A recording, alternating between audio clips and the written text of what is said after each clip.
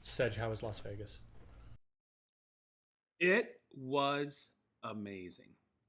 And I'll say that because when we signed up for it, we were all, and this was the going theme amongst all vendors there. It was, we didn't know what to expect, right? Because they're having spikes out there with the Delta variant, and we didn't know if people were going to show up and stuff like that. So I'll say it again. It was amazing because the first day, check this out. This is how I gauge trade shows. When the clock starts ticking and I start talking to people, it was 9 a.m. The first time I got a hint where I wasn't talking or demoing, I turned around, looked at my phone, and it was 12:20. I went, oh my God, that just slipped by like that. And then I started going again, and I didn't look up. And this was what's really weird. I'm kind of sensing talking to this guy, and there was like 2 or 3 people around the Domino station. And then all of a sudden, I started looking around. I thought it was about 2:30, 3 o'clock in the afternoon. I turned around, and I start seeing them put tops up on the and all the on top of the MFTs. And I'm looking around. I'm going, they're just standing around. And I look over to my right, and that's where Garrett was doing Contoro, and he's talking to people. All of a sudden, my buddy Clint comes over, and I go, hey, what time is it? He goes, 30 seconds to 5 o'clock. Oh, wow. I was like, bam, did that day slip by fast. And you know what? I kept going, and I kept talking to this guy. I get jazzed.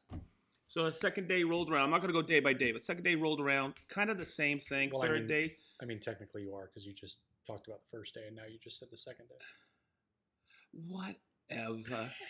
So, God. He's still kind of pumped from the show, and I've been home 2 days. Yeah, What was cool was I started talking to a few people, and they said, dude, you guys are always busy at this booth, at the Festool booth.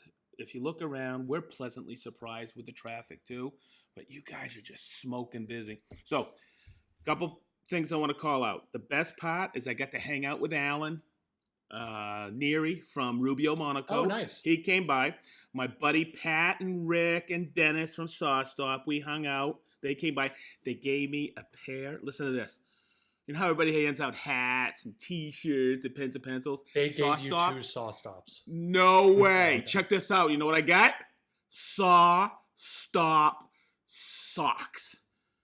Say it 5 times fast. They're so cool. So I got Saw Stop socks, and I'm a happy camper. If you were to wear the saw stop socks and then put your foot into the blade, would it still stop? Oh, in a heartbeat. Okay. I think if they were smart, that they would hand out saw stop band-aids. Yeah. That would be good marketing. What a Right? good job, Yeah. man. The Band-Aid you'll never Right? need. The Band-Aid Exactly. you'll never need. So it was cool. It's the first time I had traveled in about 15 months. Goodness gracious, I got out there and I just booked my tickets today. I'll be at JLC in the Oh, I'm so Festool jealous. booth, and I'm getting stoked because guess what I do after JLC? I get Vacation. I get in the car and I go north with Gil. We go get a good meal at the Weather Vane in Kittery, and then I go to see my sister for 4 days and my brother-in-law Ralph and Annie. I miss you guys. I haven't seen them in almost 2 years. And Well, boy, JLC. Let's be clear for the listeners. So I asked Sedge about Vegas, and I was talking about AWFS. So for those of you that don't know, AWF is just going on in Vegas, and it's a bi-yearly thing, right? So it's AWFS in Vegas, and then the Yep. following year it's IWF in Atlanta, correct? Yes, sir. Okay. And they're the biggest woodworking fairs. They used to combine them, and because they used to be the IWF, AWFS, but they just said, hey, it's getting confusing, so they split them up years ago. AWFS is in Vegas, IWF in Atlanta, and it's pretty cool. I met so many cool people. I met a couple of teachers out in California. Their kids are watching all the lives and the Instagrams, and they're just digging it, man. And I was just like, wow, this is a lot of fun. Brent was on the track saw station. He was covered up the whole time, and Garrett and I were covered up the whole time. It was amazing. It was a blur, and when I got home on Saturday night, I think I went to bed at 5 o'clock. I was exhausted. Well, I just want to make it clear that this is the first weekend that we haven't hung out in like 4 months. I know, and I miss you. Well, when Nicole... I miss Leo. Yeah, Nicole said Marianne texted and canceled for this week, and I was like, oh my God, what do we do? It was weird, you know? Oh, God. It was... you know what? I think, Jason, you said to me the week before, you know how I was kicking and stomping? I was Mr. Grumpy. I got to go back out on the road. And then you said, oh, wait till you get and talking with people. And Marianne said the same thing to me. Oh, my God. After that first day, I called Marianne. I said, you guys were right. Oh, I mean... I needed to get back out there. I knew, and you're just a social person, and I know that that's one of the things that you love about, you know, this job. And when you were telling me, you're like, I got to travel again. I'm like, are you serious? You're going to be there for 15 minutes, and you're going to be like, this is fantastic. Okay, Ben, hold on. I got to admit, Jason was right. I just I don't understand. The why rare that's a surprise. occasion. The rare occasion. Please. I so wish both of you were there. Says wish even a broken I clock could've is been there. right twice a day. So I never heard that one. That's a goodie. Hey, broken clock, what's up? Amazing. Exactly. There you go. Thank you. Sedge, what was the show? It wasn't for vendors, right? It was for like the public. Yeah, it's for the public, but at the end of the first day, we had a little get together afterwards to talk about the day for about 5-10 minutes. And somebody says, "Yeah, it was probably about, what was the percentage of pros versus enthusiasts?" And I say, guys, I was talking to 90-95% pros. It's a professional show for professional cabinet makers and furniture makers. And boy, I'll tell you, I get so many great ideas for content coming out of that. Like today, I did a Festool Sedge about the Domino because everybody's going, what are these markings on here? On your boards. And it's typical woodworking. It's how to reference the machine to the material. And you always mark the board if you're going to even reference the material to a machine. So it was cool. And that was the Festool Sedge today. And I always get a ton of content out of there. And it was pretty cool. Hey, and I will tell you, a lot of people out there, I was talking to them. And you know who they mentioned, Ben? Jason. They mentioned Jason Bent. Everybody's saying, hey, we follow you. And we also follow Jason Bent. And I always would say, hey, the real guy to follow is Ben Marshall from Ben Marshall Design. Hey-yo. Hey-yo. Unless you want to look, I knew he was going to do that. That's a setup. Yeah. Sorry, Ben. Oh, my God. So I wish you guys were out there with us or with me because, but the thing behind the scenes of a trade show, it's a boatload of setup. And we tore that booth down in 2 hours so everybody could make plane flights home. I stayed the night. I flew home Saturday. But it is a ton of behind-the-scenes work. And, man, I'm exhausted to this. I'll definitely go to IWF next year for sure. Oh, yeah. I'll just drive down there.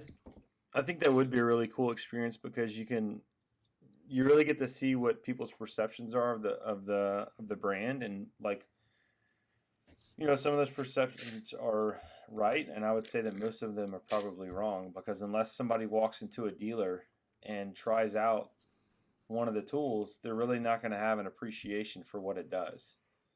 And so, and like you said, Sedge, earlier, that you got so much content ideas from it because you're getting the pulse of what people are, of what it is.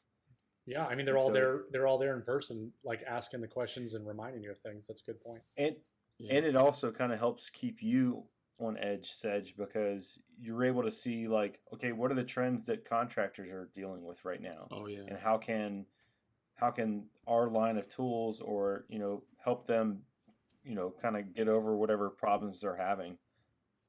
So I mean, I would love to do something like that. Just, I mean, even to just help set up and just listen to what people are saying. I think that would be really interesting. Just to be Hey, a for fly on the sure. wall, Hey, Oh, Ben, for sure. I would love to hear about your new. So I think we're kind of just riffing a little bit on what we've been up to or whatever, but I'd like to hear a little bit about your new motorcycle. Oh my Yeah. god, man! Oh Jesus, it's awesome. I love it. It looks really nice. I've considered it multiple times now. I haven't seen a picture of it yet. He's got that Harley-Davidson electric bike. What? I'm wearing the shirt right now. Oh, It's, no kidding. Yeah, it's really sharp. I mean, Not the shirt or Ben. next the podcast, motorcycle. I'll just have it in my room. That way, you guys can see it. It's awesome, man. It is such a well built bike, and Harley Davidson spent 5 years building it and prototyping and researching it and bringing it out to the public and having people test ride it and then give them feedback, and they would go back and make design changes, and it's a great bike. Like I still can't get over it. It stormed today. I'm pretty sure the storm that you guys got a few days ago, but so I couldn't go out and ride today. I was going to go ride it all day today, but I had to change it to tomorrow. But I'm glad you didn't. Probably would have had a break. What's the range on that? So Jen lives about an hour and a half away, or 2 hours, and so I use going to her house as kind of like a metric to figure out what it is. And so for me, for my body weight, I get 95 miles going 70 miles an hour, which is a lot for an electric bike. And then if I were to just kind of putt around in the city, I would get about 130 to 150 miles.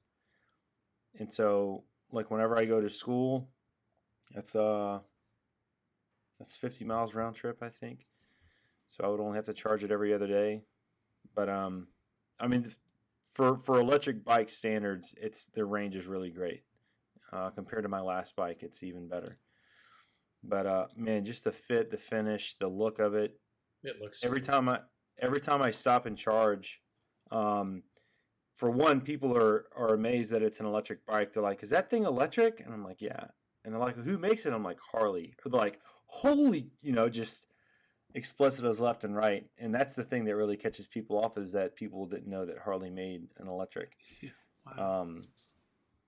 But yeah, I'm in love with it. That's definitely taken up a lot of my time, and I'm making content for that, and that's been going really well, and just kind of getting my fingers deep into the electric motorcycle community. Hey, this is a family podcast. It's awesome, and I love it. Absolutely love it. So, I before we get into the topic for today, which I'm really, really excited about, and before we even get into that, I've been researching stuff a project that I have coming up, but you go ahead and say whatever you need to say. Before we get into the main topic, I wanted to cover this. Oh yeah, for sure. No, I'm just saying I'm glad that we have kind of put this on the back burner and waited until Sedge got back, because tonight's topic could not be more perfect, based off another podcast that I was listening to that like sets up for this perfectly, and I'll talk about that a little bit. But before I was going to talk about a little bit about the bathroom stuff that I've been working on, but I want to hear about the project you got coming up. Yeah, so Jen, so Jen's my girlfriend. She lives in a brand new condominium. She's only been there for like 5 or 6 months. And so the bathroom that is in her room, she left it, the frame open, because she wanted to put a sliding door. And so I've been looking up what kind of wood that I want to use to make it. It's a barn sliding door. She already has the hardware for it. I just need to make it. It's going to be a 5-panel door. And so, I mean, obviously, it's going to be painted white.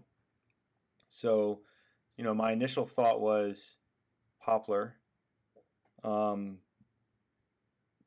let me Also clarify something. When you say 5-panel door, do you mean there's going to be 5 panels 5 within panels. side of it? Okay. Yeah, yeah. So I guess the thing that I want to opine from y'all is the materials that I should probably make this out of.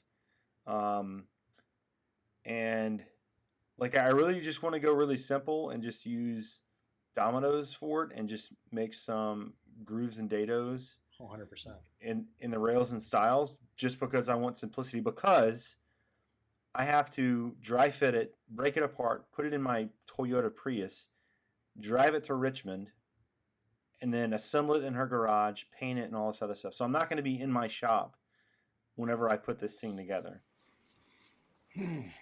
So like it doesn't. I can't use a really soft wood because I don't want it to get banged up and dented between, having to transport it pretty much. Do you think you can source 1.5-inch ultralight MDF?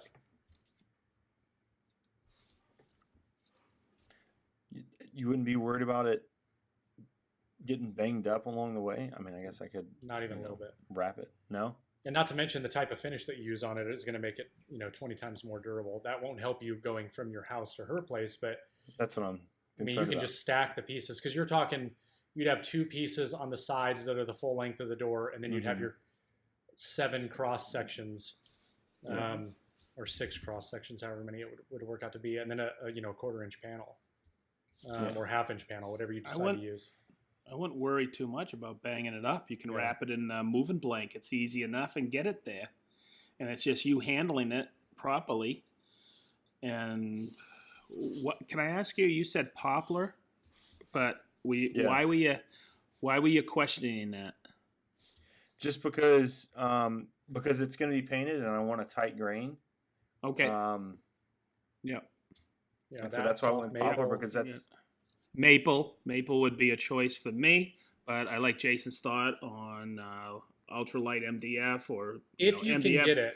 If you can get it, but And holding now, screws for the hardware is going to be tough on that too for the MDF. Yeah, but those are going to be bolts that go all the way through the door. Oh, They're going to have nuts on the backside. Yeah. So the only reason I brought that up, for me, if I was thinking of a hardwood to use, it would be soft maple or poplar, just because they're both relatively inexpensive. Poplar being your best option. Yeah. And you don't really need a lot of it. And if it's going to be 1.5 inches thick, then I would probably go with a 1/2-inch panel. Where in that case, I would either use MDF or some sort of decent quality ply, but MDF paints so much better. Yeah.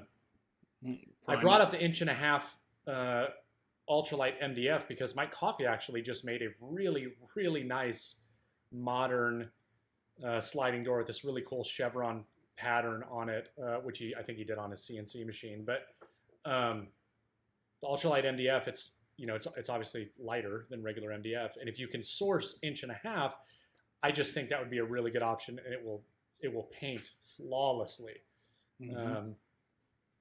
I don't know how much that 1.5 inches would cost, and with the price of poplar, I just don't really know if it's like poplar's not that expensive. I'd just get a couple, long boards of 8-quarter poplar, mill it down to 1.5 inches, and just call it good. You're gonna paint it there, and are you gonna spray it, or are you gonna roll and tip it? I'm gonna roll and tip it because I don't have a sprayer. Yeah, I'd use a foam. Use a foam and tip it with a brush. I don't want to shell out $500 just to spray a door. Yeah. I mean, you could use it later on. I don't paint that much. I much prefer natural over paint. I like to spend your money. Yeah, I know, because you spent a lot of mine this last year. Oh, that's not true. You still haven't done half the stuff that Marianne wants you to do. Hey, is that a butterfly? Yeah. So my bathroom. But your bathroom. I haven't looked at your stories in the last week or so. So, oh wait, Ben, do you have the Domino 500 or 700? I have the 500, and that's why I was asking you if I could use the 700. And you're like, "Oh, no, I got stuff coming up." So, well, I do. I'm actually going to use it on a table. I'm gonna have to double up on 10 mil dominoes. Hey, just come back down. We'll build it together. Yeah, you guys should.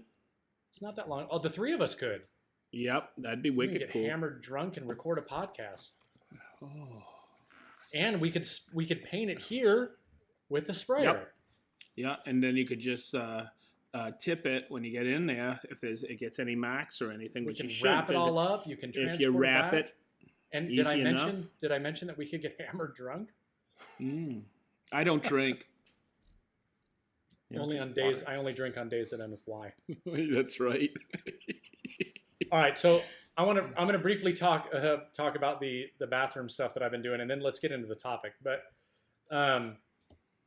so the bathroom is coming to a close, and like glass is getting installed for the doors on Thursday. Sedge, that reminds me this weekend. We're thinking about doing a barbecue down here at the house and inviting some more people over. Okay. If we can maybe do the ceiling texture, Yep. I'll have everything I'm all ready in. to go for it. I can do that. But I got the vanity like complete minus the finish, and I changed what I was going to do with the finish. I'm going to be using Rubio Monocoat Cotton White on this to keep that light color of the white oak. But holy cow, did this vanity turn out absolutely gorgeous. Did you post it? It's in my. Yeah. I posted some stories about it, but the stories are probably gone. I'll send it to you. But Really nice. if I saw him. you did see it, Oh yeah, he did So- a great job on there, dude.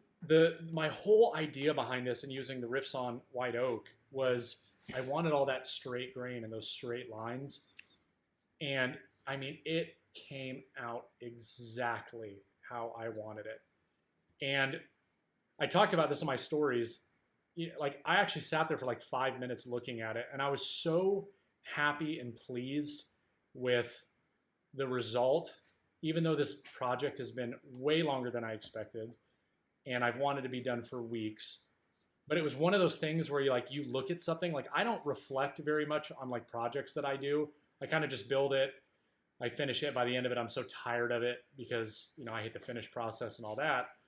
But man, I looked at this thing for like 5 minutes and I was just blown away. Like I was like, this is beautiful, and this is why I love woodworking. Yeah. And then the only thing I can think about is like, oh, I can't believe I didn't document any of this, but I will for my son's vanity, which we're going to build basically the same thing. But I mean, I'm like over the moon excited. I think the only things I have left to do is I have some paint touch-up spots. I've got to put the finish on the vanity. We decided to go another route with that storage area. Ben, I know you saw it when you were here, that little nook in the corner. Yeah. I was going to build a storage for it, but Nicole and I decided to go with something different. We're going to put a couple other things there, but it's so close to the end, and I'm like, I'm just ready to be back out in the shop, because when I was doing the the drawer fronts and finishing the doors, I was just so happy to be out here, and it reminded me of like, how much as much as I do enjoy like learning so much about the home renovation side of it. I just miss being out in the shop. You know what I mean? It's like, it makes me appreciate the shop even more, because I come out to the shop and it's like, I'm in the zone. That's my space. You know what I mean? I'm comfortable. Yep. Ben, I don't know if Really it's still in wanna the see it stories. now. Well, I'll send you some pictures of it, but The drawer fronts came out excellent, dude. thank you. Yeah, that was like one continuous piece that I just cut down into 5 and then like sequentially matched them. And oh man, I did 4mm reveals everywhere. I actually built your domino doors. Yep. Oh, cool. I didn't did. catch that. Yeah, I didn't catch that. That's cool. I did the domino doors, and I will What's the tell you domino that door? it's so you route the groove just like you would for anything else, right? But instead of doing a tongue Stop. on, you're basically just using dominoes for everything. Well, when that happens, though, you have at the top you have that groove that comes out and it's visible, which normally wouldn't be visible because the style, right, or the rail, excuse me, the rail would have the mortise on it that would fit into the groove. So it would cover that. Well, this doesn't. So what Sedge does is and you did a video on this on the Festival USA page, right? Yeah, I did. On the domino doors, because I've had 1 million people write me messages and say, "Are you going to do a video on this?" And I'm like, actually, Sedge did one on Festival USA, showing how he does this. And I did it on Sedge Tool as well. Did with you the also? Big D. Oh yeah, yeah. Yeah. So I like the way it looks, and to be honest with you, it was the easiest way to get great results. Yep. It's a I mean, shake it a really flat was. panel door. It's a shake a flat panel door, man. Yeah, but like not having to worry about cutting the grooves and the tongues and I mean, I was just like, and then trying to get it fit just perfectly. I was like, no, I just did dominoes on everything and it was good to go. Like, and then I just plunged a domino into the top and the bottom and cut. I trimmed it back with a flush cut saw. My brain really can't picture this right now. I need to see. So, okay, rails, right? Or stiles, rails. Styles, yep. Dominoes, right? That's how you Yeah. attach it. But you have the groove that goes all the way from the bottom to the top. So if you were to look at the top of the door, you'd see that groove. Yep. So the way that after he glues it up with the dominoes, then he takes a domino and plunges it into that portion on the seam, and then puts another domino in there and then just trims it flush. So that the domino is exposed, like you can see the domino. I'll send you a picture of it later. It's an infill. So the way I like to teach people about it is think about production, right? And you don't have to do these stop grooves through the whole thing, with a plunge router, because you can just run a ton of this rail and style stock, have it sitting on the side of your shop, and anytime you need to make a door, you just take a quick measurement, boom, boom, boom. You can build doors all day long, and you can have pre-milled rail and style stock with that groove. You don't have to think about it. And then you go back and you do the infill with an 8mm domino, and it's a cover because people don't want to see that notch. And when you do that, it's kind of cool looking. And I do it with different, I'll put a Sippo mahogany. If I'm doing like a maple door, I'll put a Sippo mahogany domino in there so you have contrasting woods. And it's kind of a cool effect. You don't compromise the 6x40 domino in there either. The funny thing is that almost nobody would probably ever even look at that and notice it. Like for me, the only time you can see it is if I look down and I open up the cabinet door and it clears the vanity top. Otherwise, you don't even know it's there. And if it was an upper cabinet, unless you're really short, and I'm looking up at the the bottom of the cabinet door, like you'd never even know. Yeah. You know what I mean? You can bang doors so quick with quick measurements. Oh yeah. You don't have to compensate for the tenon length. Exactly.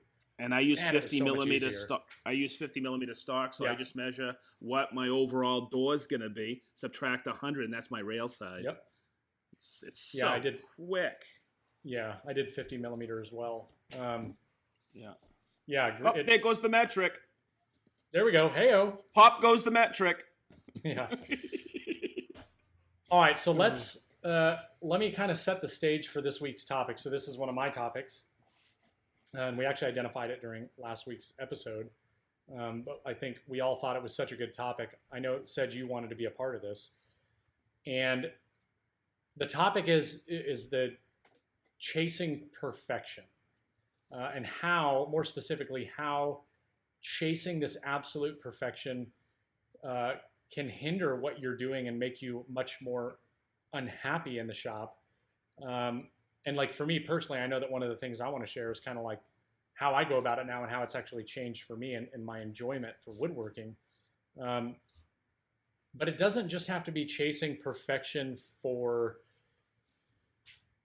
like trying to get everything perfectly square. I'm talking about like chasing perfection on a tool setup, a cut, a measuring device, just whatever it is. But the urge and the feeling of focusing so much on needing to get everything absolutely perfect in woodworking. And the reason why I said earlier that I was glad that our episode kind of got pushed off to the side to record this was I was listening to Woodshop Life with Guy and I think that's what it's called, Woodshop Life. Guy, Hui, and why am I forgetting the third name right now? I'll remember it. But one of the guys called in, and the question that they covered was I mean, absolutely perfect for this topic. And so I'm going to tell you what that question was, and I'm not gonna respond to it yet because I kind of want to kick it over to one of you guys to start hearing your guys' thoughts on this topic. But basically, the question was: is the person wrote a question in and it said they were having issues with their track saw. They have a Makita. It wasn't a Festool track saw, but it was a Makita. That's the first mistake right there. Exactly, perfect. Shameless plug. But his comment was he was off. His cuts weren't straight with the track saw, and he was seeing a deviation of between a 32nd and a 64th of an inch over a 4-foot span. Holy crap! Yes, and I was like, again, I'll save my thoughts for it, but to hear their insights was interesting. A lot of it we're talking about. I'd maybe take a look at the blade, and then, but the biggest thing that came away from it was Guy got on there and he was like, if you're experiencing that small of a deviation over that long of a length, I really wouldn't worry about it. But it was like, when I heard that, I'm like, this is absolutely perfect to the topic that we're going to discuss. And how, and there's a little bit more of a backstory. He talks about all the things that he's tried to correct the problem, all the things that he's thought about, to the point of like contacting Makita and finding out, how to like break this thing down and realign the blade and all of this stuff. And it was really like it was a reassurance to me on this topic and how I think it's something that needs to be addressed. So again, we'll get into that a little bit more. But I would love to hear your guys' thoughts just kind of on this topic and really like what it means to you. So we can start off with Sedge if you want to start. That would be what I would call paralysis from analysis. And I've been talking about this subject forever, even before coming to work for Festool. I had a cabinet shop in Fort Lauderdale. The name of the company was called Furniture PhD. And I had a business partner that his name is Mikey Zeisler. And there was times when we used to have to get into it a little because we were trying to make money at it. And he would just get so paralyzed in the detail. It's needed, okay, because I don't want to say a get her done kind of guy. Right. But we needed to make money. So there was one Saturday afternoon, I told him to leave the shop and I banged it out. I stayed till about 8 at night and I banged out this big top we were doing with a drop edge on it. He came in the next morning, Sunday morning, and he goes, "You nailed it." I go, "Mikey, you were overthinking it, and people overthink things too much." I'm really excited that Guy said that over that 4-foot length or 48 inch here. Hey, bing, imperial measurement, because if you keep dialing in that perfection, you won't get anything built. Right. Am I talking off the cuff on this? Because not at all. I mean, people are afraid, even when it goes to finishing. People are so afraid of finish. You can fix just about anything in finishing, and people dread it. I love it because finish hides imperfections in some of the wood. Yeah, you can finish all that stuff in the future. There's someone that said that that the mark of a good woodworker is not someone who is flawless in their work but knows how to cover up their mistakes. Yeah, daggone tootin' right. My mentor showed me a desk once, and because I had looked up and I go, "Look at all that Bondo. What's that Bondo for, Ralph?" And he said, "Dude, you see this part of the desk? It came in and I had to fix it. That corner is all Bondo." So you're right, Ben. It's learning how to fix. But here's the other thing. This is the difference between a pro and an amateur. Okay? A pro won't tell you where the mistake is. An amateur points it out. Oh, yeah. I've been there with my business. A pro collects his money and gets the heck out of there. But there's so much stuff that you have to cover up, and that's learning how to fix your mistakes. But boy, I've seen so many people just, I would always ask people, I go, are you actually cutting crown molding, or are you testing your capex? Are you actually building something, or are you still, how long have you had your tracks? Are you still testing it? Build Right. something and look at the results. There's so many things. It's like people, oh God, they overthink the domino and they don't have to. And even this past week, people are going, oh, I bought this accessory because you can't do this. And I showed him and he went, oh, maybe I should have listened to you or watched more videos. Every time I see somebody buying an accessory for either one of the dominoes, I'm like, why do you need this? Like, it has everything in sustainer that you need. There's nothing, like, I've had a domino for 3.5 years. I have no third-party accessories for my domino. Any of my Festool, none of them. And I've built every single piece of furniture in my house I've built. I've never had a need for an external third-party accessory for my dominoes. That is absurd. Hey, now. But I do have one. Now. I have the Bigfoot from TSO, and it's great. Wow. Oh, okay. Yeah, I saw that in your shop when I was down there. Yeah. But no, Ben's right. Like, everything comes with it. Like, there's a lot of other gimmicky stuff that's out there that, in some way, shape, or form. But again, it's just like any other tool, I know this is kind of off topic, but it's just like any other tool. There's extra things that make things seem more beneficial. Easier. Or easier. I mean, yeah, and well, there are some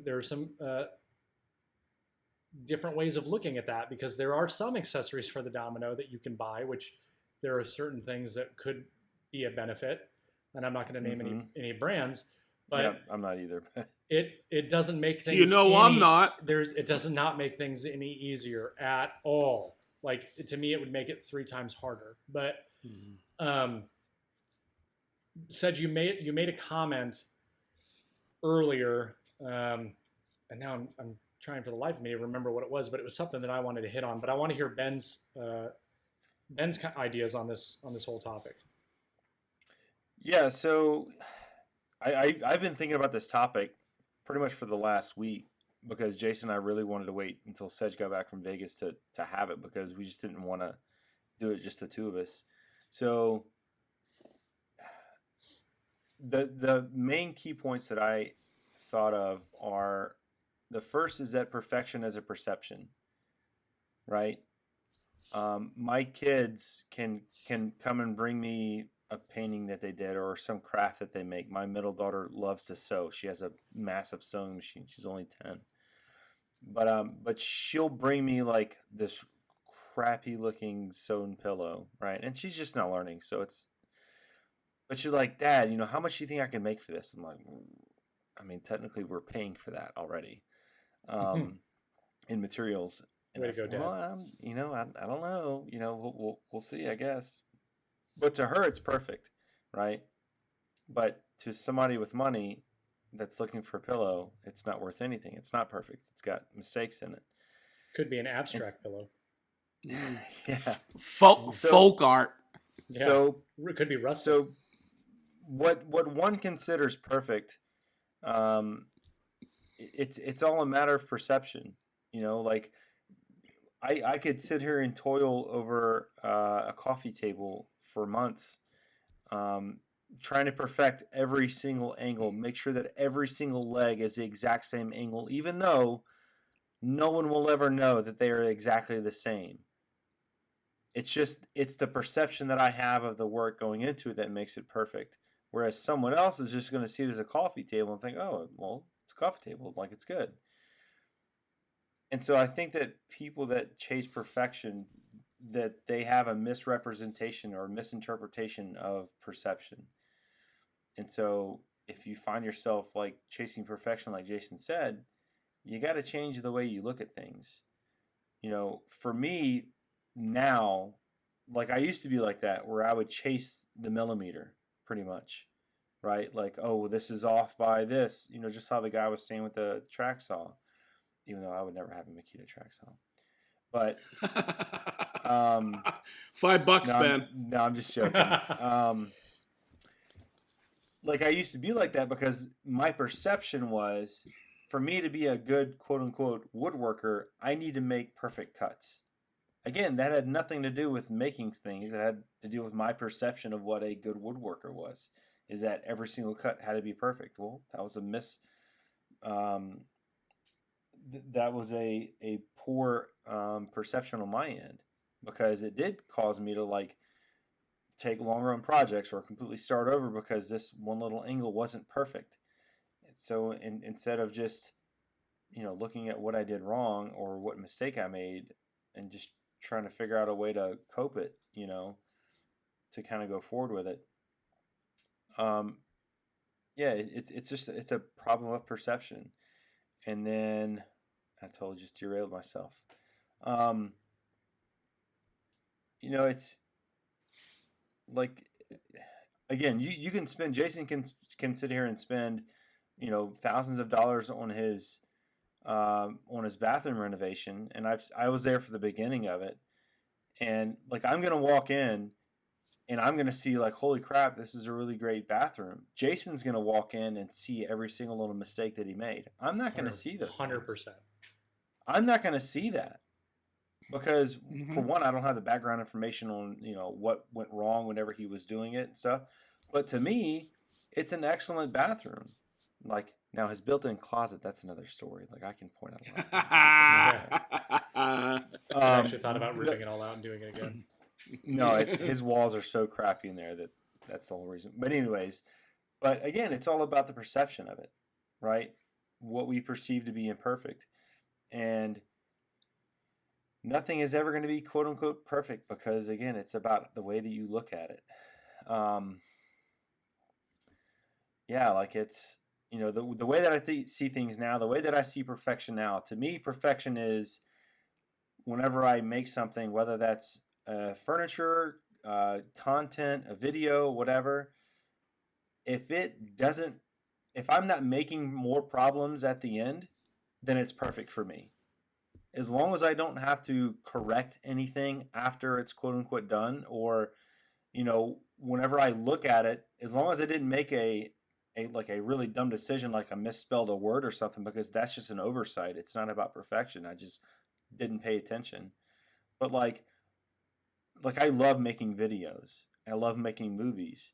And like I can go back and watch some of my old videos and be like, oh, I could have made this shot look a little bit better. I could have used this word instead of that word on an article. But at the end of the day, it's like, but that was my level of skill at the time that I made it, and that's what it is. Like it's that imperfection, quote unquote, is just a representation of what my skill level was the time that I made it. I can go back and look at things and be like, okay, next time I need to do this because I feel like I could have done it better. And so instead of like just getting caught up in the moment, I'm like, okay, well, I'm just going to make the next one better. I'm not going to worry about this one right now. So I think perceptions on perfection. There are two topics, two that stand out to me the most that I kind of want to dive a little bit deeper into. And one is how this relates to tools and the setup of tools. And this is what I was talking about. Said you made a comment when you were I'm sorry. kind of. And the last thing is expectations. I think that's the other thing too. Like, if your expectations are not in the right place, then you're going to be chasing perfection. Yeah, that's a good point. The comment that you made, Sedge, was talking about, paralysis by overanalysis and like identifying every little thing. So tools is one, and I'm going to start that one off. And I think the other one is how it relates to actual woodworking.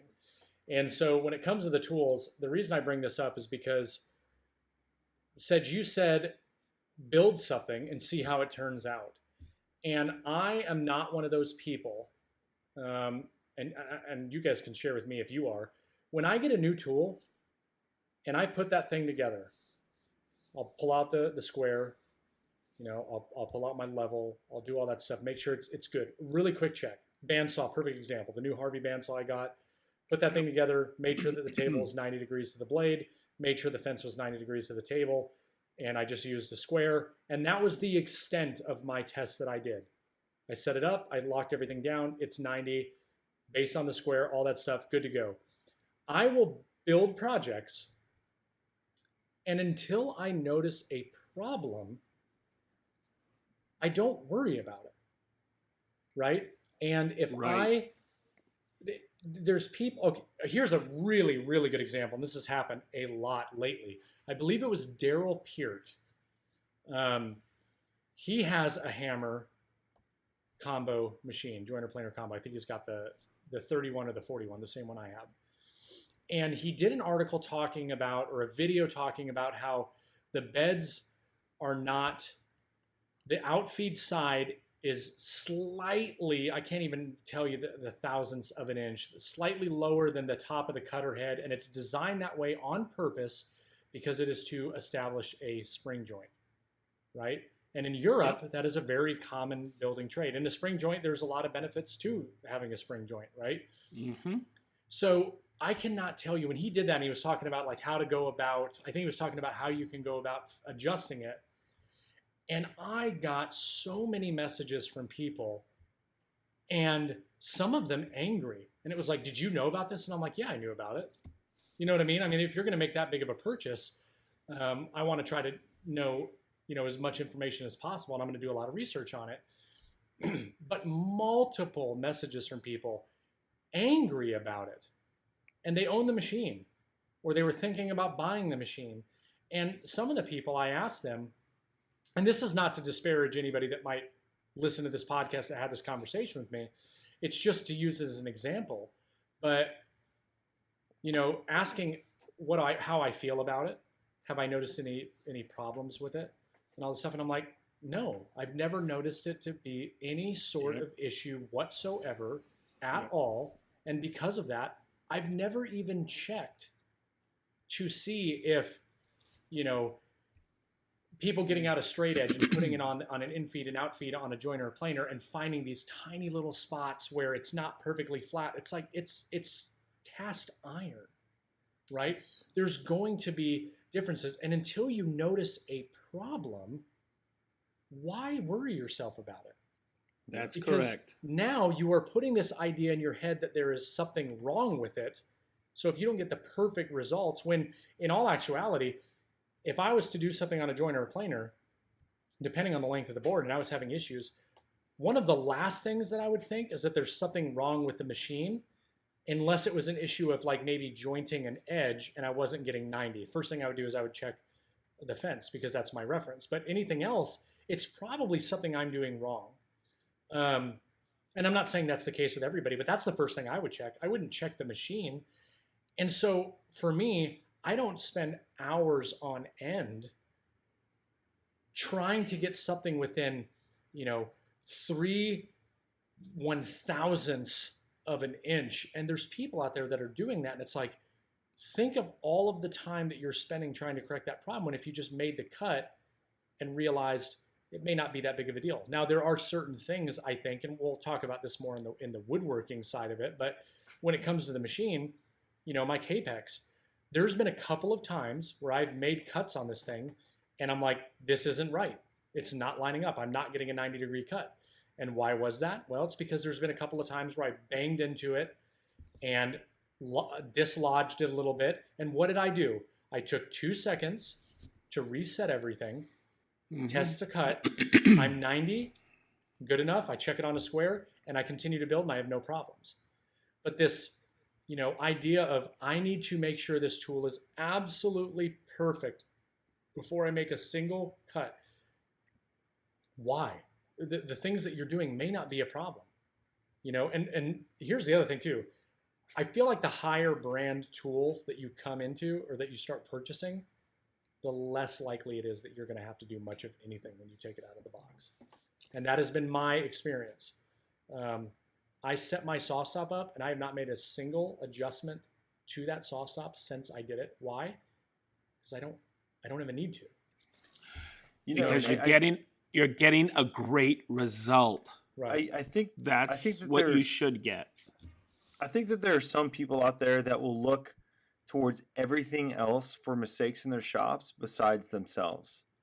Like the guy that had the ridiculous, off cut of however much it was over 4 feet, whatever it was. Like that is asinine. Like if you're after that much precision, just do everything in CAD and never make anything for the rest of your life. Like if you want absolute perfection, make a 3D model of it, a rendition, a digital render of it. That's about as close as perfection as you're going to get. There are too many, like deviances in production that are going to cause that. Well, but again, it's like, and it's just not. Let me play devil's advocate to that for 1 sec. I agree with you, first of all, 100%. But think about it like this. If people are paying top dollar for tools, and I'm going to go full circle on this. If people are paying top dollar for tools, what do they expect? They expect that top quality cut. However, the tool doesn't cut the material for you without being set up in some way, shape, or form. And when I think of that specific example, think about it. 1/32 to 1/64 over 4 feet. You know what that boils down to? You know what my first thought was? What pencil are you marking your lines with? Mm-hmm. And if you're setting up a track over a 4-foot space, maybe you split the line on one and you touch the line on the other. Guess what? At 4 feet, you're going to have a 32nd or a 64th. So even if you use parallel guides, if they're not both perfectly in alignment with each other, and that is where human error comes into play, and you start questioning whether or not the accuracy of the tool and everything else. And so while I do agree with you 100%, Ben, I kind of wanted to share that other perspective because it is a valid point that, you're bringing human error into it, but for something so small, that could be a multitude of things. You know what I mean? Go ahead, Sedge. And you know what? You're talking about it's not always the tool. Okay. It could be human error, but a lot of the times people say, oh, I have square stock. It's the material. Yeah. There's something wrong. I'm trimming, and I get this with, I'll just use an instance, the MFK. I'm running the MFK 700 with a 1.5 degree base across, a 6-foot pantry. I'm trimming the banding, and it's starting to dig in. So I would always go in my head, okay, so I know his machine's set up okay. Okay. I would say, hey, do you think you might be wavering your pressure on the MFK? But more so, it's probably a void. Do you know there's inconsistency on that plywood? Yeah. And if you measure it across the board, okay, it's 18 millimeter here. It could dip down to 17.5, So a lot of the times, it's like even with the K-Pex or any slide compound miter saw. Oh, my fence is out of whack. It's not the fence. It's your board. Yeah. It's not jointed right. So I always say, hey, you gotta go. I always say it's the 3: machine, user, material. Yeah. Right. Okay, so I just wanted to make that point because I know you guys are talking about user error, but sometimes it's material error. And like when I hear that, Jason, it's like I really hope that people are robbing themselves of the enjoyment of the process of building, that you're chasing that. Yep. I'm so glad you said that, because that was the biggest reason I wanted to do this. So one of my most favorite things to do is, by far my most favorite festal is the HL850 planer. I love that thing. I love it. All right. Like I'm not near my Festools right now, so that I can say this because they won't hear me. But the HL850, that's my favorite. But I have a stack of just old white oak firewood. It was there from last season. I never used it. I was walking by it today. I was like, man, I really just want to take one of these things and just go play with the planer. Like, because I have the bench unit, I have the angle unit, I have all of the accessories for the HL850. And I was like, man, I just want to go make some passes on some firewood, just to see if I can make a square piece of stock, Have you done a video on that yet, Ben? What, on HLA HLA 50? 50? No. Oh my God! Please do it. Please, I love that just thing, man. do it. He Go loves that go planer, through but I think he loves his everything. motorcycle a little bit more. Oh now. my God! Just do it. I do love that Because HLA 50. that is an unsung hero at I festival. love that That thing. thing's bad to the bone. I used, Okay. I used it for the first time on the bathroom. Yeah, on your studs. That's right.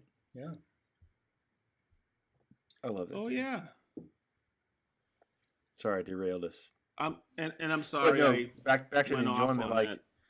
Thanks a lot, Sedge. I don't know, man. Whatever. Go ahead, man. Whatever. I don't know, man. Go Like, ahead. I mean, granted, I'm not a professional anymore. I don't do this for, I don't make pieces to get paid anymore. I just do it whenever I want to. Like, if I want to enjoy something, and like, like Jason, you were talking about the combo, the joint player combo that you have. I'm gonna check Square, and that's it. Mm-hmm. I don't know, man. Like, I just can't imagine toiling away at a tool trying to get absolute perfection, because it's like, what are the tolerances that it was built for? Like think of the M16. Okay, whenever the United States, or maybe it was the Department of Defense, set out the contract, they said, hey, we want a rifleman's weapon that is capable of hitting 18 inches shoulder to shoulder. We need 6 out of 9 rounds to hit shoulder to shoulder. So within an 18-inch radius, we need 6 out of 9 bullets to hit that at 600 yards. That's what we need. And so when all these different companies made the weapons, they made it that were within those tolerances. And so I would imagine that whenever companies are manufacturing whatever it is, that depends on a squareness of a cut or a plane, whatever it is, I'm pretty sure that when they go to their engineers, they're not saying, hey, we need laser precision. Like, no, we need something that can be made square or coplane within these tolerances. And so for some guy to or anybody to chase it, who's to say that you're chasing something that is not even physically capable or possible within the tolerances of whatever your equipment is? I'm not trying to, crap on brands, but a Cobalt miter saw is made with way larger tolerances than a Capex is. And I know that from personal experience. Like, I had one of those cheap Capex miter saws you bought from a big box store. There's nothing that you could do to get that thing to cut square. Nothing at all. But it's because it was made cheaply. It was made under pretty broad tolerances. And it's just, I'm not going to get consistent results. Can I comment on that real quick? No, you can't. No, I think it's a good opportunity for some people listening. I'm just joking. No, I like that you brought that up, because I don't think a lot of people understand that. Tolerances is directly associated with cost of a tool. And a really, really, really good example of that would be Powermatic and Jet. It's essentially the exact same tool. However, one is sold at a lower price point. And the reason why that one is sold at a lower price point, but is essentially the same tool, is because the tolerances on it are much more lenient, and they do that much more loose, and they do that in order for them to bring the cost of production down. So Ben brought that up. When he said that, I was like, man, that'd actually be a really good point of discussion, because I don't think a lot of people truly understand that. They're like, well, why would I buy the Powermatic when I buy the Jet? Well, you're not buying the same tool. It's the same tool, kinda, but it ain't the same tool. I wish I could take you guys to our manufacturing lines in Nidlingen, Germany. I do too. Because I will. Hey, we ought to do a podcast from there. We should. I mean, my wife is German. I can go to Germany. Guten Tag. But Guten Tag. I will tell you, the attention to detail and the attention to the tightest of tolerances that we have is amazing. And does it cost more? Absolutely. Yeah, because the labor is much more intensive. Oh my God! But it's amazing. I don't want to talk too much about that, but maybe someday I can loosen up and talk a lot more about it. But I'm going to tell you, I've been in that factory probably about a dozen times, and every time they have to drag me out of there because I just want to sit there and Right. watch the different processes, and we're always tweaking processes to like changeovers and stuff like that. It's amazing. Yeah. It's just an amazing process. But boy, it's a very high quality tool that you're getting. Yeah. And some people pick it apart, and I just kind of chuckle at it. So I don't want to go into too much Festool because I know we're talking about stuff. But Ben, I'm going to tell you something that was really cool when you're talking about tolerances in the M16. Is that the name of the gun? Is that the name of the weapon? Yeah, whenever the Department of Defense put contracts out back in they started in the late '60s, but the contracts hit in the the mid '70s. Cool. Because for standard riflemen in the Army, you qualify the max range that you qualify your weapon at is 300 meters. Well, the weapon can shoot at 600 meters. Like, there are greater tolerances. It's more of the broad skill level of most recruits whenever they come in. Like when I was trained on marksmanship are you good, Jason? You got a fly in there? Yeah, Jason, what's happening, man? He's got his headphones off. You good? Yeah, I'm sorry. There's like this. Is that a butterfly? There's like this constant like bang, bang, bang, bang, bang outside, and it's been going on for like 10 minutes. So I'm like, what is that? Sorry. But my the old point age. being is that people think that, or at least that are in the Army, that the M16 or the M4 can only shoot up to 300 meters. It's accurate up to 600. Just people can't see that far. Wow. Unless you're an infantryman.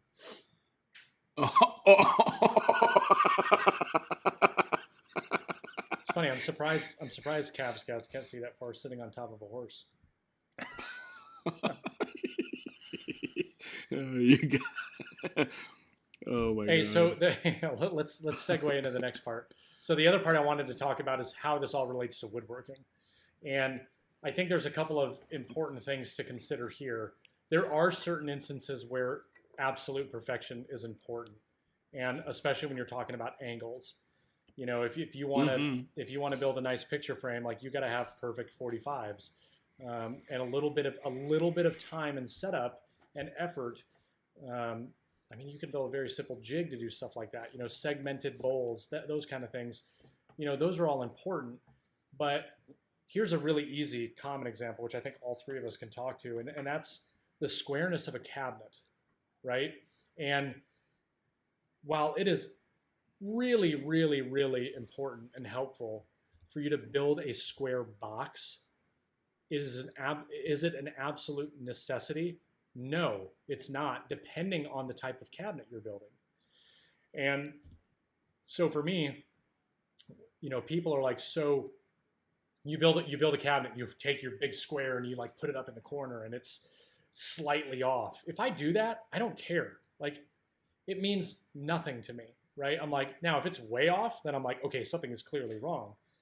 But it all goes back to, like, if you have your tools set up properly and you're confident in your tools and you're confident in your abilities as a woodworker, if you make the cuts properly and you get everything square, the stuff's going to be square when you assemble it, unless you do something crazy to change that. And so if I put a square in there and it's not absolutely 100% perfectly square, I'm not going to let it worry me so much in most instances. But people get so wrapped around the axle of, like, I'm building a cabinet, it has to be square. Does it? Like, if you're building face frame cabinets, I don't care how out of whack your box is. The face frame will make it square. Scribing is so much more important than squareness when it comes to cabinets. 100%, right?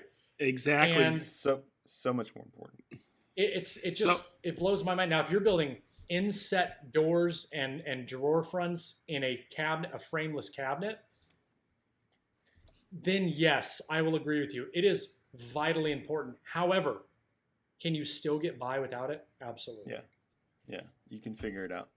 And I think people get very nervous and wrapped around the axle about those things. They chase this, total perfection. If you make your cuts, and as you're making the cuts, you're checking them. If I cut a panel, and I measure from corner to corner. The first one, the way that I typically work in my workflow, let's say I'm building the vanity, really good example. All the side panels were all the same height. They were all the same depth, right? Every single one, all 6 of them that I needed. I cut my first one. I tested it. It was square. I didn't touch anything after that. I didn't check anything because I have confidence in my tools because the first one that I cut was right. If I cut that first one wrong, I would identify what the problem is. I would fix it if need be, which 9 times out of 10 there is no need, right? And that's not like to toot my own horn. That's just because if it works and you have everything set up and it worked on the last one, why would it work on this one? And then I go about my business. I'll always check the first piece of any multiple cuts that I need to do. If that's good, I run with it. If I make a cut and it's wrong, then I look into it. I don't come out to the shop and it's like, okay, I have a new project I'm going to build. I'm going to build a vanity. Let me take one entire day to go through every single one of my tools and ensure that everything is perfectly square. Why would I do that if the tools last time gave me good results? Does that make sense? Yeah. I think the only caveat is if you bang it, if you drop it or something like that. Right. But then I make that first cut. Yeah. I make that first cut. I notice a deficiency, and then I'll adjust from there. Yes, Sedge.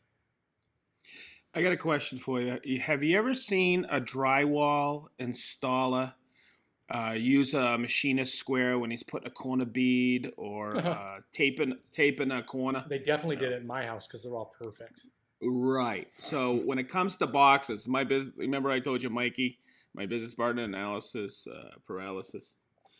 He was checking square, and I did frameless. We did frameless cabinets. He was checking square one time. I go, Mikey, wait till I bend that into the corner. 100%. I'm so glad you mentioned that. Right? Okay, so you were setting the base. You guys got to remember, everybody, listener, please understand this. Jason made a killer point. I very rarely measure a cab square. It's going to end up, if your machines are set up right, okay, to square, okay, like when I'm doing squares now, when I'm cross-cutting for cabs now, I'm on my MFT3. Mm-hmm. I know that's dead on square. I could show you a ton of ways of making sure it's square, but long story short, like I say every podcast now, you're going to have to scribe anyhow.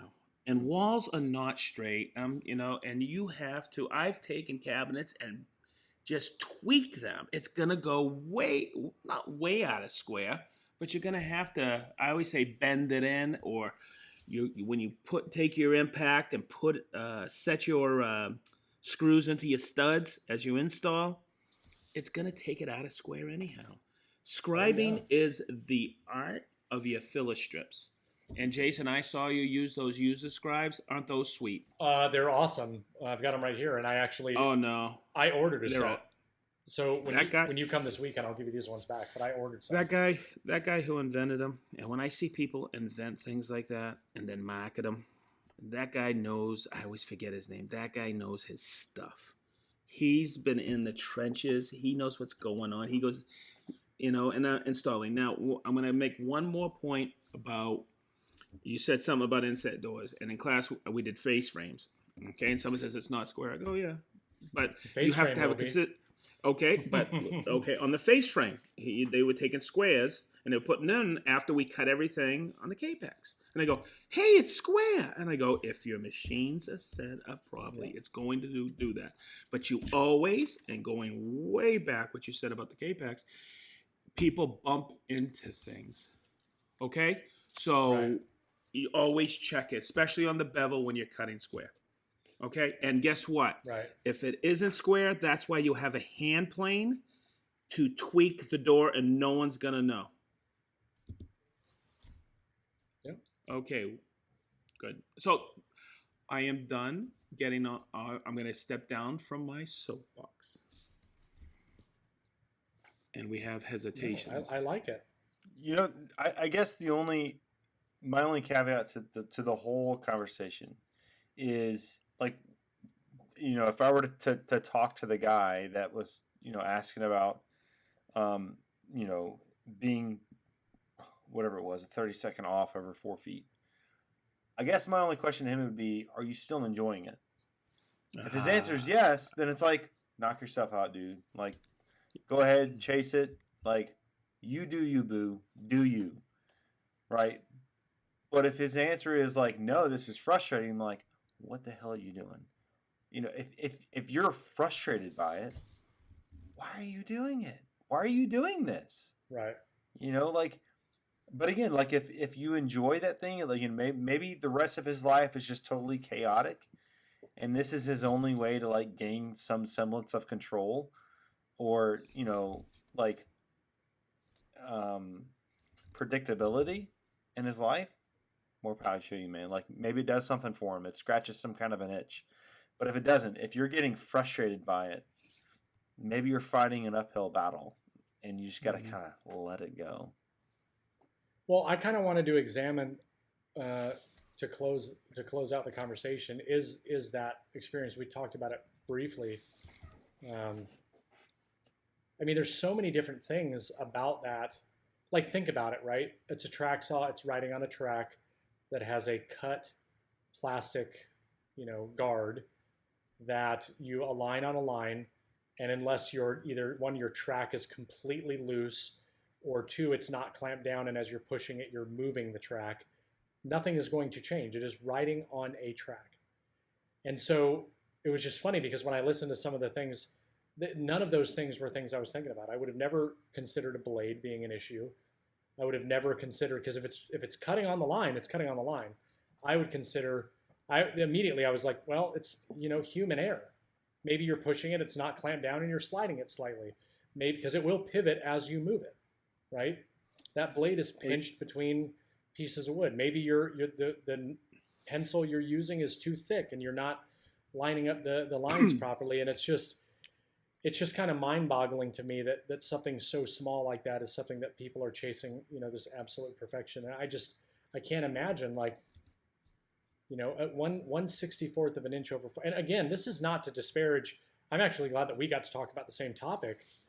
Not that he probably listens to this podcast at least yet, but it's just kind of mind-boggling to me that you know, people obsess that much about things, especially with certain tools like that, and there's just not certain things that they're considering. So I just thought it was interesting. I listened to that podcast the other day, and I'm like, holy cow, this could not have come at a better time. You know what I mean? Yeah. Glad you brought it up. Yeah. Cool. So, where we at? Ben, do you have somewhere you need to be? No, I don't. Oh, okay. I saw you were holding a sign. Well, no, just It said, we've been riffing Jason about it. sucks. No, Is that what it said? Yeah, it did. It said Jason sucks. it did. Oh, man. It did. It said that. Thanks a lot, Ben. So can No, we talk man, about can we talk Okay. about something real quick? Go I ahead. need to get your Let's guys' hear it. opinions. Nicole Go ahead. Nicole listened to the first podcast. Yep. What'd she say? She said she really liked it. It was great, but here's the big but. Here we go. On the segment of the YouTube hates Jason, or the world hates Jason, she doesn't agree with it totally. What? And she also says she understands why we're doing it, but she also says the voice is stupid. Yeah, but that's what makes it funny. I know, she didn't think it was very funny. Well, she's Nicole, and we're not. Ooh, so. you heard that, honey? Oh, Hear what Ben shots said? fired. Well, I do have two comments. I love you, Nicole. I do have. I do. I love you Sedge too, was no Nicole. part of this conversation. It was just Ben and Jason. 0.0. So I do have two comments. Matt, believe it or not, I actually had a very hard time finding these.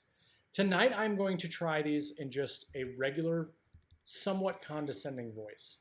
And what do you want us to do with it, Jason? Because I'm not gonna make my commentary that I did last time. Nothing. Are we okay? I mean, you guys can give Okay, give fine, your opinions. Fine, Yeah, just fine. don't say anything, Ben. Just shut your mouth. I will. Ooh. So hold on. I need my intro, Ben. Everyone hates Jason. Thank I you. love that. Thank you. I especially like how you'll slow it down, or how you did slow it down for this. I'll reverb it. Reverb. Yep. Auto-tuned. Okay, first one. I have two.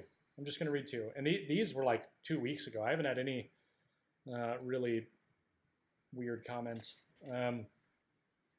Okay. So this is the first. This I actually think is funny. It's the how to install Bloom undermount drawer slides, which has been a great video for me in terms of feedback. That's it. It was like, yeah, it was a great video. Like people have been like, man, this video is great. This guy writes. Again, I'm not going to say the name out of respect to the person. He writes, a bit deceptive. I don't even know if I can read this. A bit deceptive of full description as the undermount is actually screwed into the sides of the cabinet. What? No. Hold on. Way. Not done. Which is not what I want. I want them attached to the bottom. That was a real comment. Jason, you need to write a formal letter to Bloom, telling them that they have Can you believe that? misled the public into the naming conventions of their products. I mean, I didn't even. It should be the side mount drawer mounts, not the undermount. The side mount drawers, the drawer slides that do mount to the side of the cabinet, however, attach underneath. Underneath the drawer. Yeah, that would be which is what the name is. More clear. Jeez, okay, here's another one. This is on the track square comparison video that I did. Also another good video. This guy says, this guy is full of it, saying everybody asked him to check out track squares. I sure as hell did not ask him. Hey Jason, my mom didn't ask you to do it, so you're pretty much wrong. God. Wow. Hey, do you respond to those? No, Jace? I don't. I used to actually, when people would write, negative or rude comments, I would actually write back and say, thank you for your perspective, whatever. But now I'm just to the point where I just don't bother with it, because in all fairness, you can never understand or truly capture what somebody is trying to say via text. Mm-hmm. He may have wrote that comment and not meant anything negative by it. Maybe. I mean, that's total BS because I know that he did. But I'm sorry I wrote it. Yeah, right? I try not to I try not to respond at this point because I just don't care. Now I'm really glad that I'm still getting some of these ridiculous comments so I can read them on here, and this gives me an opportunity to vent. But I got to be honest with you, Ben, without me being able to be completely uncensored, I just don't know how I feel about it, because what I really wanted to say would have made this a not so family-friendly podcast. Well, I mean, at the end of the day, like you just said it, like there's so much context that is lost in the written word, especially in a one sentence response. And like, for whatever reason, that person, that individual, got some kind of gratification out of writing that. So, when someone takes the time to post a negative comment on any video, that is only an indication of what is going on inside of them. And for someone to take the time to post something negative about a video that someone took time to make and, construct and everything, like, I would really hate to be that person. Someone that has that much vitriol and hatred inside themselves. So, like, whenever I get comments like that on my videos, I ask them the most asinine question. Like, hey, what's your favorite condiment, mayonnaise or mustard? That's good. That's good. I always say thanks for sharing. Just ask them just the most dumbest questions, because, like, if they're someone that's really a part of your audience, they're going to come back and respond. And if they're just like some stupid passerby, you've just created another like level of engagement in your video. Like, it's only going to help you. The thing that just absolutely blows my mind about this whole thing, and this is a topic for another show, but it's just like, how dare you? Like, the gall that you have to be mad at me for my free content that I put out online for other people. You know what I mean? Just like, what is wrong with you? You could ask them, be like, hey, what was the name of the person that held a gun to your head when you watched this video? Yeah, like, tell me who forced you to watch it. The other thing to remember, that could be just some 12-year-old kid that just wants to prank you. You don't know. Can you go and look who they are? I always get a kick out of when someone says something negative. I sometimes on Instagram, I go and look at their account. Oh, it's private, so you can go and say anything you want. But that's okay. That's their bag, baby. That's not my bag. I always try to think positive about life and just that's all you know what? If you don't have, and my dad and my mom taught me this, if you don't have anything nice to say, do not say it. Yeah. Okay? So and I'll end with that because I just think people, and you don't know what's going on in their life, and they're unloading on you. Yeah. They're unloading on you. And it's okay. Hurt people hurt people. Yeah, I don't know why. Mind-boggling.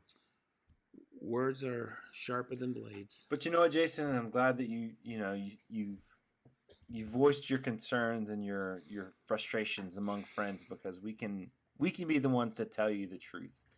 Yeah. And set you straight. And everybody does. And say that everybody was the does most, hate Jason. That nobody did ask you, Jason, to make that video. No one asked you to make a comparison. So they're right. Yeah. Except that is not true at all. Now everybody keeps asking me to finally do the damn parallel guides. It's coming soon, people. It's coming. We talked about that like a year ago, Jason. I know, God. Jeez, man.